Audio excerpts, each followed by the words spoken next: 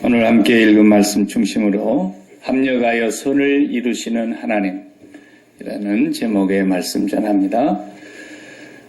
우리가 예수를 믿고 나면 세상에서 우리가 많이 들었던 또 배웠던 경험으로 알게 되었던 것들이 신앙생활 안에서는 조금 수정이 돼야 되는데, 제가 제일 고민스러운 것이 자연이라는 말을 뭘로 바꿔야 되나. 우리는 자연을 배웠어요, 옛날에. 국어, 산수, 사회, 자연 뭐 이래 가지고. 자연이라는 말이 신앙이 전혀 없는 불신앙의 말인데, 이걸 우리가 훈련해서 너무 많이 배웠기 때문에 자연이 그리 됐다. 스스로 자자에다가 글을 연자 아닙니까?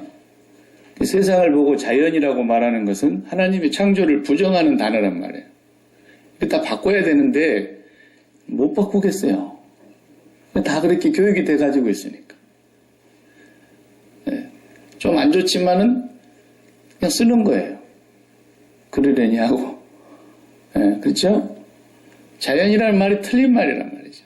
성경의 피조물, 조물주 하나님이 만드신 크리에이처, 피조물이라는 거예요. 근데 그걸 다 바꾸려고 그러니까 책을 다 바꿔야 되는데, 제가 대통령이 될 수도 없고, 어떻게, 이렇게 바꿔야 될 말이 많아요. 어나운서가 나와가지고, 정치가 거듭나야 됩니다. 거듭나라는 말이 어디 감히 그런 데다 쓰는 말입니까? 부활이라는 말도 함부로 쓰고 말이죠.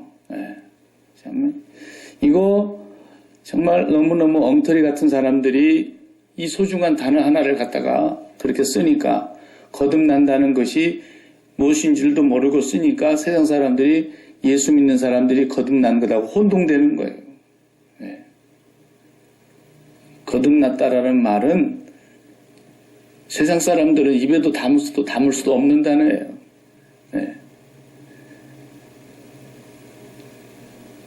또 전화이복됐다. 우리는 아주 그냥 안 좋은 일이 있었는데, 불행한 일이 있었는데 어떻게 그것이 다시 확 상황이 바뀌어서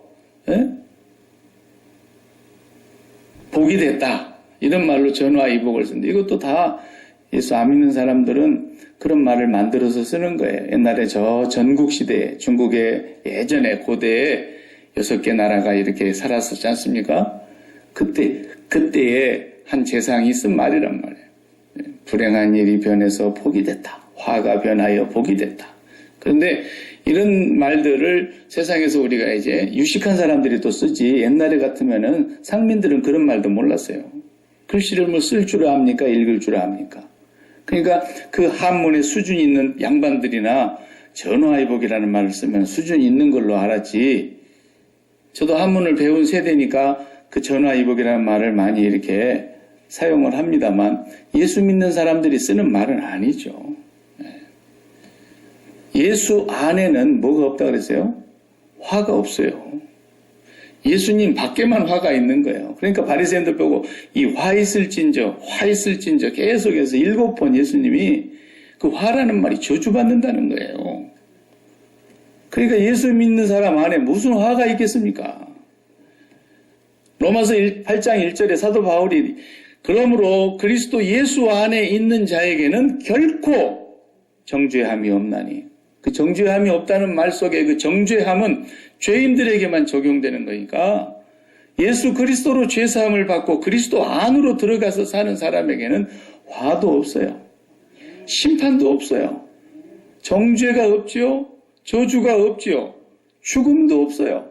그러니까 사도 바울이, 내게 사시는 분이 그리스도고 내가 그리스도 안에, 그리스도가 내 안에 사니까 죽는 것도 유익함이니라 그러잖아요. 죽는 것도 우리는 화가 아니에요. 저주도 아니에요.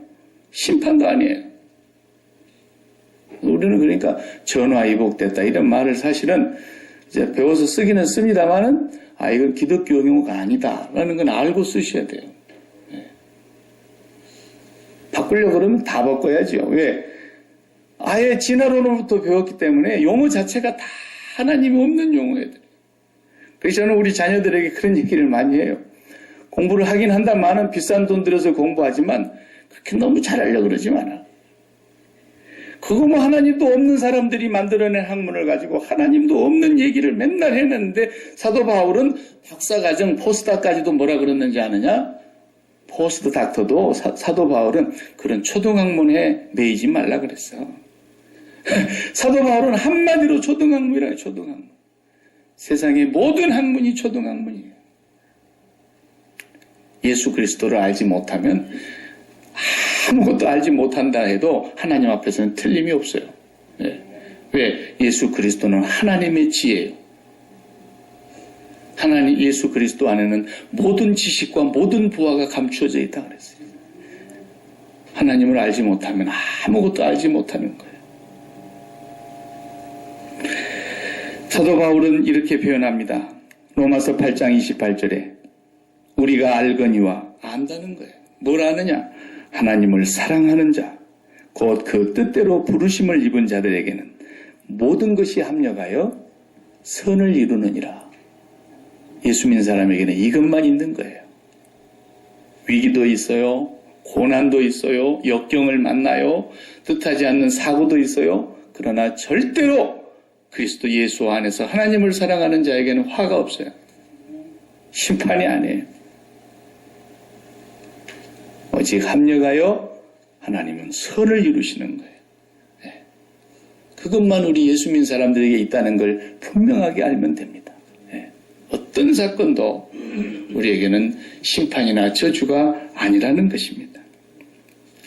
다윗은 신약 성경에서 증거하기를 사도행전 13장 22절에 사울을 패하시고 이제 2주 지나면 사울이 패하는 것을 우리가 보게 될 텐데 다윗을 왕으로 세우시고 증언하여 이르시되 내가 이새의 아들 다윗을 만나니 내 마음에 맞는 사람이라 내 뜻을 다 이루리라 하시더니 하나님이 약속하신 대로 이 사람의 후손에서 이스라엘을 위하여 구주를 세우셨으니 곧 예수라.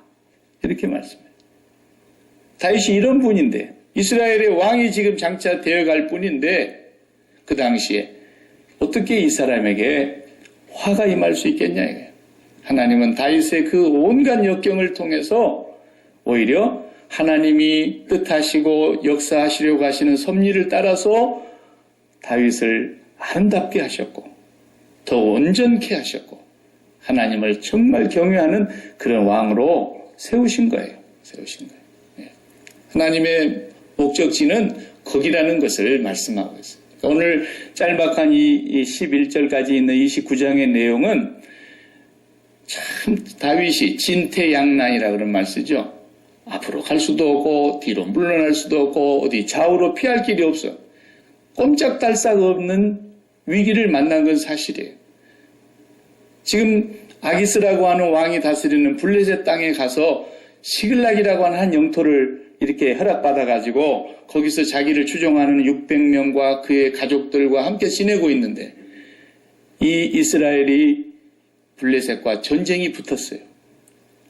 자기는 지금 블레셋에 망명가 있고 블레셋의 왕의 은총을 입고 있는데 자기 동족, 자기 고국 이스라엘과 블레셋과 전쟁을 하는데 아기스 왕이 그러잖아요. 다윗 너는 이제 싸움에 나갈 준비를 해라. 아기스 왕은 다윗을 철석같이 믿었어요. 이 사람은 진짜로 망명 와서 내 밑에 신하가 된 사람이다. 다시는 조국으로 돌아갈 수 없는 사람이 되었다. 왜? 맨날 전쟁하러 갔다 와가지고 내가 어디 갔다 왔냐? 아기스 왕이 물으면 저 우리 조국의 저 남쪽 지방의 유다 땅을 내가 공격하고 이렇게 사람을 죽이고 물건도 빼앗아 왔습니다. 이 거짓말로 보고했거든. 자기 동족을 친 사람이 자기 나라를 다시 되돌아갈 수 있겠습니까? 쉽게 말하면 일제시대 때 맨날 일본 사람들하고 연합해갖고 한국 조선 땅을 괴롭혔던 사람이 해방됐다고 대한민국 대통령 된다. 이런 얘기하고 같은 얘기인데 그건 불가능한 얘기죠. 그러니까 이제 다윗은 꼼짝달싹 없이 아기스 왕을 지원하는 블레셋의 군대의 용병이 돼가지고 조국을 쳐야 된단 말이에요. 그래서 다윗도 600명을 끌고 나갔지 않습니까? 나갔는데 블레셋이라는 나라는 아기스 혼자 다스리는 게 아니고 거기도 5개 부족이 연합해서 한 나라를 이루는 거예요. 그러니까 그 부족 중에 최고 대표가는 부족이 이제 아기스 왕이 대표고 나머지 방백들이 또 있단 말이에요. 그 방백들도 막 1000명씩 100명씩 이렇게 군인들을 몰고 나오는데 딱 보니까 다윗이 나왔어. 다윗이. 여기 오늘 본문에 보면은 용어를 좋지 않는 용어를 씁니다. 3절에 블레셋 사람들의 방백이 이르되 이 히브리 사람들이 무엇을 하려느냐. 이스라엘이라는 나라가 있음에도 불구하고 이름을 히브리 사람들, 히브리 사람들이라는 말의 그 어감은 아주 좋지 않는 단어예요. 본래 우리가 옛날 일본 사람들이 우리나라를 나쁜 용어로 썼지 않습니까? 뭐라고 막 했잖아요. 예. 그래서 우리도 쪽 뭐라고 또 이제 맞대어서 이렇게 하고, 예. 그런 말이에요, 그런 말. 이게 히브리 사람들이라는 말은 떠돌이들이 다 그런 뜻이거든요. 떠돌이들. 집시 같은 사람들. 집도 절도 뭣도 없고 아무것도 없고 그냥 이리저리 끌려다니다가 밥 얻어 먹으면서 흩어져 가지고 살아다니던 잡족들이라는 거예요. 잡족들. 이런 히브리 사람들이 뭘 하려고 이런 전쟁터에 나와요. 더구나 다윗이 나왔다고. 그러니까 발끈하는 이 모습에 아기스가 다윗을 변호하지 않습니까? 이보게들, 내가 지금 다윗이 우리나라에 망명을 와가지고 여러 해는 무슨 여러 해, 1년 4개월밖에 안 살았지. 아기스도 살짝 그냥 뻥튀기해서 얘기하는 거예요. 여러 해, 여러 날을 지내봤는데 내가 그에게서 반역을 한다거나 가짜로 이렇게 뭐 했다거나 이런 모습을 전혀 발견한 적이 없어. 저 사람은 틀림없이 이제 우리나라 사람이고 내 충성스러운 부하야. 이런 식으로 변호하는 거 아니겠습니까? 그런데 다른 방백들은 절대로 안 받아들이는 거예요. 오히려 아기스 왕에게 크게 화를 내면서 당신이 몰라서 그렇지 다윗이 누구냐? 옛날에 그 나라에 있을 때 사울이 죽은 자는 천천이지만 다윗이 죽은 자는 만만이라고 외쳤던 그 사람이고 지금 그 사람이 사울 왕에게 미움을 받아가지고 비록 망명을 와 있지만 전쟁터에 나갔다가 사울 왕에게 자기가 다시 용서를 구하고 돌아갈 수 있는 길이 뭐겠느냐? 우리 목 따갖고 가는 거다. 그러면 우리가 전쟁터에 가서 다윗이 돌변하는 순간 우리는 끝장난단 말이에요. 왜? 절대 안 된다는 거예요. 다윗이 이 얘기를 들을 때 속으로 얼마나 좋았겠어요. 그런데도 이제 아기스가 6절을 보시면 이렇게 얘기해요. 다윗을 불러 그에게 이르되 다 같이 한번 읽어봐요. 여호와께서 살아계심을 두고 맹세하노니 네가 정직하여 내게 온 날부터 오늘까지 내게 악이 있음을 보지 못하였으니 나와 함께 진중에 출입하는 것이 내 생각에는 좋으나 수령들이 너를 좋아하지 아니하니 이렇게. 야, 나는 너 믿어. 그런데 저들이 안 믿는다니 어떻게 하면 좋냐. 그러니까 이제 돌아가는 게 좋겠다. 이렇게 얘기하는 거예요. 다윗이 그러면 속으로 막 너무 좋잖아요. 지금 어제 동족을 죽여야 되는데 어쨌든 전쟁터에 가면은 자기 군사를 이스라엘 군사를 칼로 쳐야 되는데 앞으로 이스라엘의 왕이 될 이 다윗에게는 영원한 오점을 남기는 거 아니겠습니까? 하나님의 뜻을 어기는 것이고. 그가 사울을 죽일 수 있는 기회를 2번씩이나 가졌어도 칼을 쓰지 않았던 사람인데 자기 왕위를 차지하기 위해서 사울의 군대를 칼로 친다는 것도 말이 안 된단 말이에요. 왜냐하면 이 전쟁에서 사울 왕이 죽거든요. 자기는 간접적으로 이 전쟁에서 사울을 죽이는 꼴이 되는 거예요. 그 다윗이 속으로는 엄청 좋으면서도 아마 나는 그랬을 거라고 생각이 들어요. 막 배척을 하고 전쟁터에 못 나가게 하니까 이게 웬 횡재냐. 그러면서도 8절에 뭐라고 말을 합니까? 다윗이 오버액션을 하죠. 다윗이 아기스에게 이르되 내가 무엇을 하였나이까? 내가 당신 앞에 오늘까지 있는 동안에 당신의 종에게서 무엇을 보셨기에 내가 가서 내 주의 왕의 원수와 싸우지 못하게 하시나이까 하니 너무나 오버하는 거예요. 이건. 아유 좋아라. 그러고 그럴 수는 또 없죠. 내가 정말 왕을 위해서 이번에 내가 가서 싸워주고 싶었는데 정말 이렇게 나를 배척하니 뭐 할 수 없지요. 그리고 돌아가면 될 일을 내가 뭘 잘못했길래 당신의 원수를 멸하는데 내가 참여하지 못하게 합니까? 막 그러면서.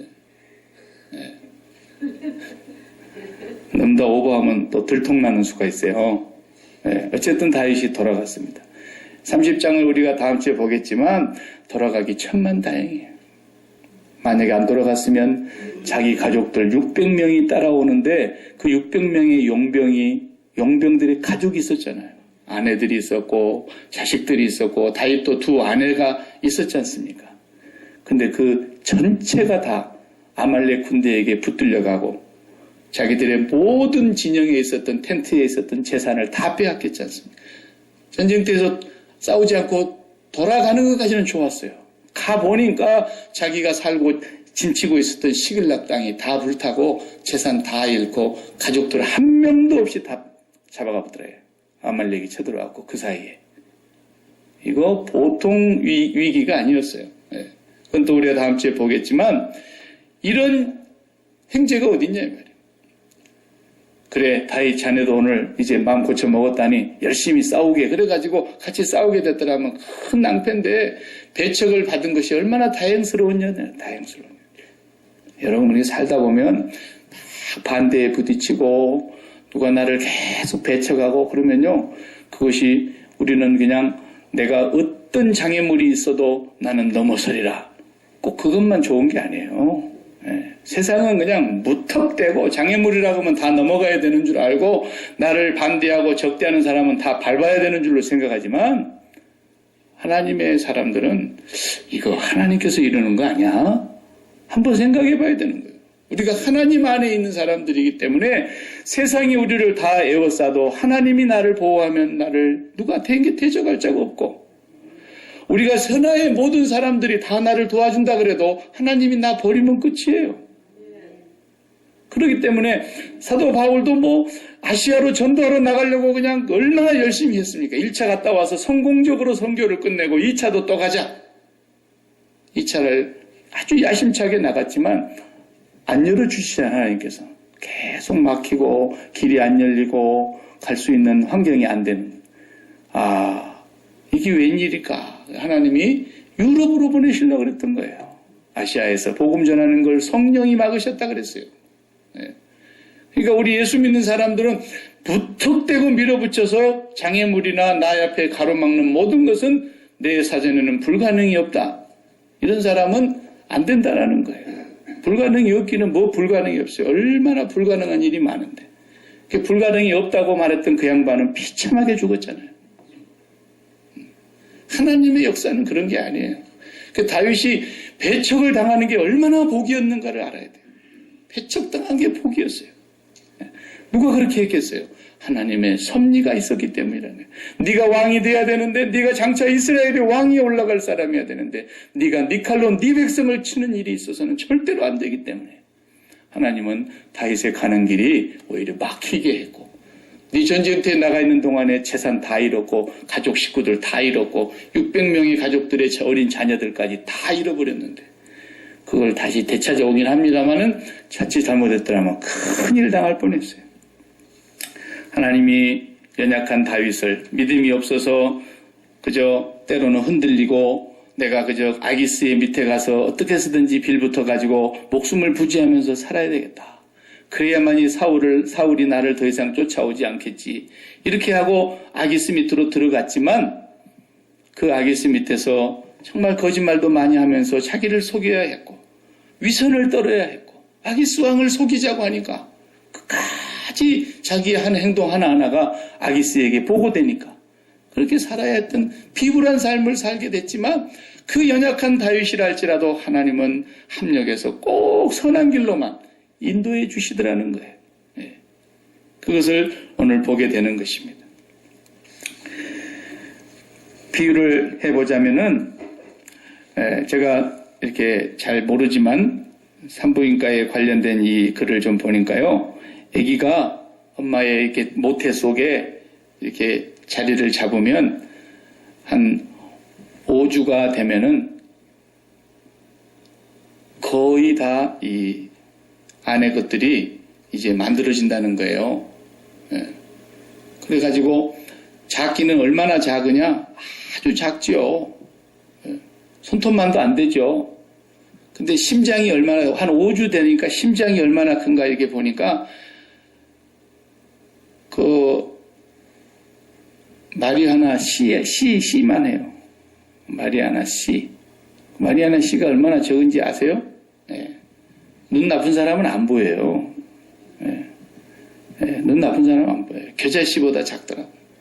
근데 그 심장이 박동을 한다는 거예요. 이야, 신비하네요. 현미경으로 보겠죠, 뭐 그 사람들은 거예요. 그리고 이제 한 석 달쯤 되면은 심장 소리를 초음파로 이렇게 들려준대요. 엄마에게. 애기 심장 소리 들리죠? 푸르뚝, 푸르뚝. 이런 소리 들린단 말이죠. 다 녹음해갖고 줍니다. 산부인과 가면. 그리고 이제 한 넉 달쯤 되면은 거의 다 생긴대요. 아주 작지만 100g 정도밖에 안 되는 작은 무게지만 손가락도 다 생기고 지문도 그때 다 이미 생긴대요. 그리고 넉 달쯤 되면 이제 소리를 다 듣는데요. 그래서 태교한다 그러잖아요. 막 책 읽어주고 좋은 음악 들려주고 뱃속에서 다 듣는다는 거예요. 그리고 남성인가 여성인가도 확연하게 구분이 된대요. 그리고 이 몸속에 핏줄이 다 형성이 되고요. 참 신비한 거예요. 그리고 이제 40주가 되면은 그 아이가 몸은 작지만 눈에도 안 보인 작은 수정체에서부터서 시작되어 가지고 이것이 점점 커지더니 그 속에 뼈가 213개가 만들어지는 거예요. 뼈 조각이. 뼈 마디마디를 다 떼면 213개가 만들어지는데 나중에 이제 태어나서는 어른이 돼서는 또 떨어져 있는 부분이 몇 군데가 붙는데요. 그래서 총 206개 우리 뼈를 지금 갖고 있는 거예요. 우리가. 이게 눈에서도 안 보이는 것에서부터 쫙 만들어져요. 그 아기를 하나를 낳으려고 그 엄마가 아기를 뱃속에 담고 왜 그러면서 막 입덧하면서 밥도 못 먹고 어떤 사람은 10달 동안 입덧하는 사람도 있더라고. 어떤 사람은 침대에서 못 놀아고 10달 동안 침대 생활만 하는 사람도 난 봤어요. 아기 하나 낳으려고. 그래서 좋은 것만 먹습니다. 좋은 생각해야 된다 그러지. 마음가짐, 몸가짐도 그냥 바르게 해야 한다 그러지. 먹을 것도 좋은 것도 사과도 이렇게 못생긴 건 안 먹어요. 예쁘게 생긴 것만 먹고 좋은 음악을 틀어주고 좋은 책의 양서를 읽으면서 이렇게 하는 거죠. 그래가지고 아이 하나가 몸무게는 작지만 성인과 똑같이 다 만들어져서 조금도 부족함이 없이 다 완성이 된 뒤에 세상 밖으로 나오는 것을 우리가 출산했다. 그것이 하나님께서 우리 인생들을 이 세상에 보내셔서 하나님의 자녀들을 이 세상이라고 하는 모태처럼 세상의 태라고 하는 곳에다가 하나님의 자녀들을 보내셔서 이 세상에서 우리가 어떻게 하려고? 하나님의 아들의 형상을 본받게 하기 위하여. 다시 말하면 예수 그리스도의 형상을 닮아가는 하나님의 사람으로서 온전하게 되도록까지 우리를 이 세상의 태 속에다가 집어넣고 하나님께서 키워가시는데 거기서 어려운 일도 만나고 위험도 있고 고난도 당하고 어떤 동네는 예수 믿는다고 핍박도 받고 말로 다 할 수 없는 시련들을 겪게 하신다는 거예요. 그러면서 우리가 결국은 하나님의 아들로서 하나님의 딸로서 온전하게 돼간다는 거예요. 그 과정을 이루어 가시는 분이 하나님이신데 하나님을 사랑하는 자, 그 뜻대로 부르심을 입은 자들에게는 모든 것이 합력해서 선을 이루시더라. 빵 만드는 거 여러분 해보셨죠?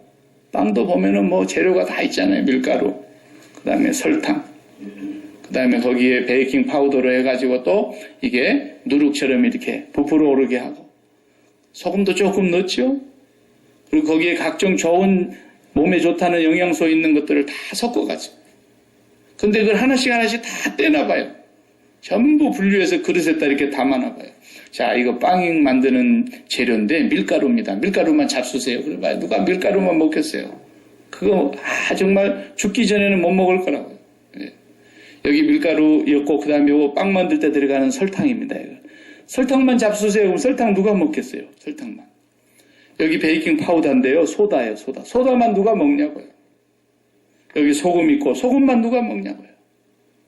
그러나 이 적당하게 이게 배합해가지고 시간과 온도와 이렇게 다 발효가 되면은 얼마나 맛있는, 정말 밥 먹기 전에 내가 또 밥 얘기하니까 그렇지만 이렇게 맛있는 빵이 나오잖아요.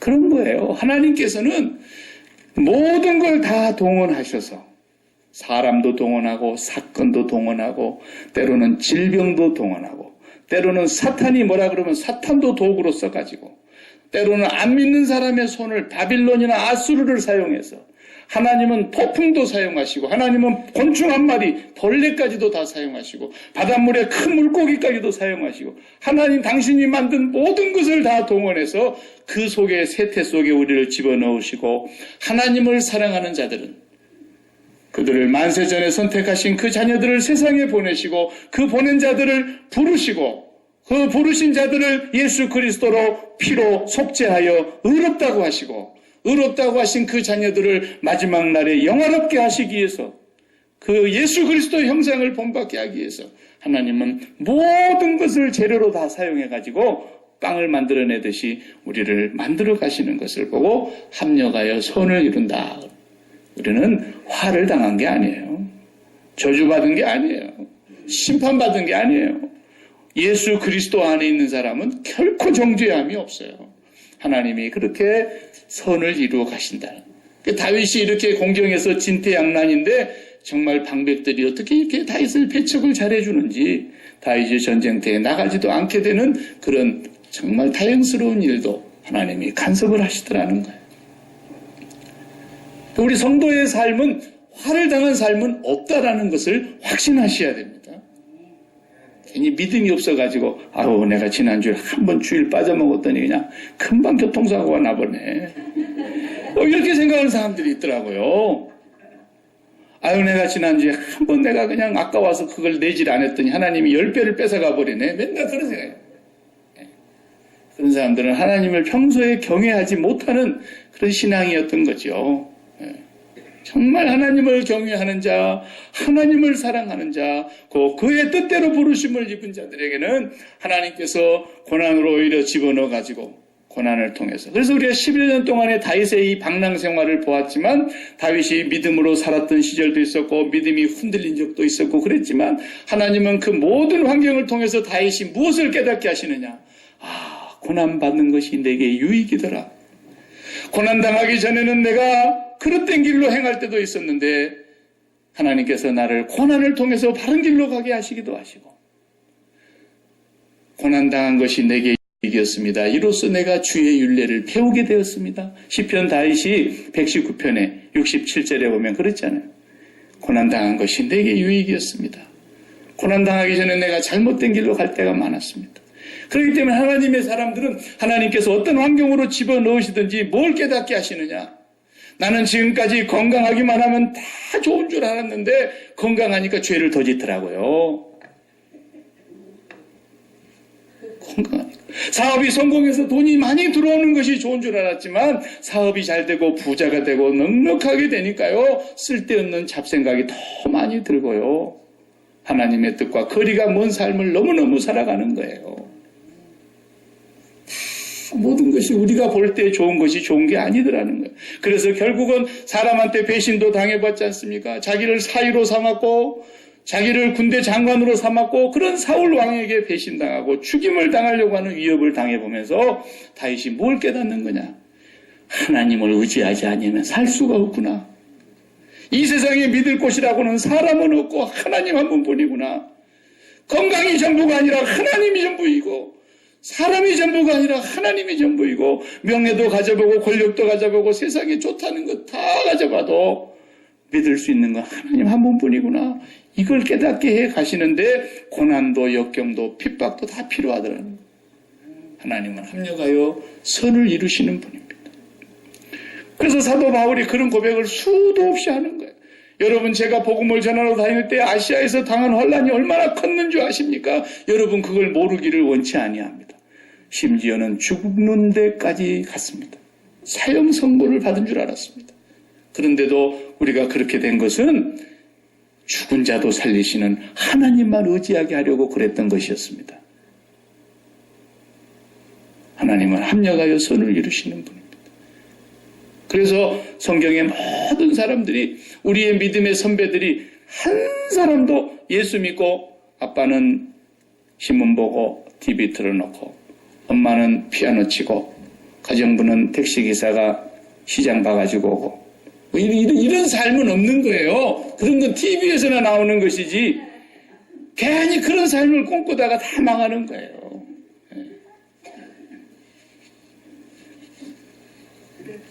야고보 사도는 말했습니다. 내 형제들아, 너희가 여러 가지 시험을 당하거든 온전히 기쁘게 여기라. 이는 너희 믿음의 시련이 인내를 만들어내는 줄 너희가 알미라. 인내를 온전히 이루라. 너희로 온전하고 구비하여 조금도 부족함이 없게 하려 함이라 말씀하셨습니다. 베드로 사도도 동일하게 말씀하십니다. 베드로전서 1장 7절에 너희 믿음의 확실함은 불로 연단하여도 없어질 금보다 더 귀하여 예수 그리스도에 나타나실 때에 칭찬과 영광과 존귀를 얻게 할 것이니라. 아멘. 욥과 같이 그런 알 수 없는 고난을 당했을 때도 욥이 나중에 23장에 이렇게 고백합니다. 나의 가는 길을 오직 그분만이 아시나니 그가 나를 단련하신 후에는 내가 정금과 같이 나올 것이다. 그랬어요. 하나님이 훈련시키셔서 합력해서 순금으로 만들어내더라는 거죠. 예수 믿는 사람은 화가 없어요? 절대로 화를 당한 게 아니에요. 우리는 복에서 복으로 계속 이어지는 거예요. 어떤 것도 우리는 화가 없어요. 이것을 배우고 있는 것입니다. 왜 그렇습니까? 성령께서 우리를 위해서 날마다 기도하고 계시기 때문에 그렇습니다. 사도 바울은 합력하여 선을 이루느니라 하신 말씀, 그 다음 말씀에 이어서 뭐라 그러는지 아세요? 성령께서 말할 수 없는 탄식으로 우리를 위하여 친히 간구하고 계신다 그랬어요. 마음을 감찰하시는 그분이 성령의 생각을 하시나니 성령이 하나님의 뜻대로 성도를 위하여 친히 간구하심이니라 그랬어요. 성령이 기도하고 계세요. 우리 안에 계신 성령님께서 우리를 위해서 기도해 주고 계세요. 그래서 그 성령의 기도의 응답이 우리의 삶 속에서 나타나는 거예요. 그래서 성령께서 우리를 인도해 가시는데 때로는 고난의 길로 인도해 가세요. 바울은 전도할 때 3차 전도여행을 마치고 내가 로마에까지도 가보아야 하리냐 하면서 제4차로 로마로 가기로 그렇게 소원했어요. 그 로마로 가는 길이 열리기는 열렸는데 순탄하게 열리지는 않았어요. 예루살렘에 올라갔다가 붙들려서 재판을 받게 되었고 거기서 죽게 되었었는데 자기가 로마 시민권자니까 로마 황제한테 가서 재판받겠다고 탄원을 했어요. 그래서 로마의 황제 앞으로 가기 위해서 죄수가 운반되는 배에 타고 로마로 호송하고 있는데 그 배가 유라굴로 태풍을 만나지 않습니까? 그래가지고 배가 태풍에 의해서 다 깨져버렸잖아요. 그리고 바다에서 열 나흘 14일 동안을 밤낮 바다에 떠 있었습니다. 배 조각 하나를 붙들고. 그리고 간신히 해서 그 근처의 섬으로 기어 올라갔는데 열 나흘 만에 구원의 소망이 없어졌다가 거기 올라갔어요. 올라갔는데 어떻게 됐습니까? 너무 추우니까 바다에 빠져서 14일 동안을 못 먹었으니 얼마나 힘들었겠어요. 그런데 불을 먼저 피우려고 그 원주민들이 이렇게 영접을 해주니까 이렇게 불을 피우려고 하는데 바울이 그 중에서도 또 열심히 있어가지고 자기가 막 나무다발을 들어다가 이렇게 불을 피우는데 나무다발 속에서 그냥 뱀이 한 마리 나와가지고 바울을 꽉 물어버리잖아요. 그러니까 그 원주민들이 그 모습을 보고 그럼 그렇지. 하늘이 무심하지 않구만. 얼마나 저 사람이 못된 죄를 지었으면 바다에 빠져서 간신히 살아나왔는데 여기서 뱀에서 물려 죽는구나. 심는 대로 되겠지. 그랬단 말이에요. 그 뱀은 물면 죽는 뱀이라는 걸 원주민들이 알고 있으니까. 뱀이 탁탁 털어버리니까 뱀이 불 속에 뚝 떨어졌죠. 조금 있으면 이제 쓰러져 죽겠지. 그랬더니 아무렇지도 않는 거예요. 그러니까 그 바울을 통해서 그 섬이 다 예수를 믿게 되고요. 예? 거기서 섬에서 또 배 한 대 내줘가지고 다시 제수들을 싣고 로마까지 가는데 로마에 가서 그러면 복음 전하게 자유롭게 됐습니까? 감옥에 들어가 있었죠. 자기 집에 감옥은 아니었지만 먼저 2년 동안은 자기 집에 감옥을 만들고 감옥을 자기 집에서 가택연금을 해가지고 못 나오게 했어요. 그리고 일시적으로 좀 놓였지만 또 다시 기독교인들의 핍박이 벌어질 때 감옥에 또 잡혀갔어요.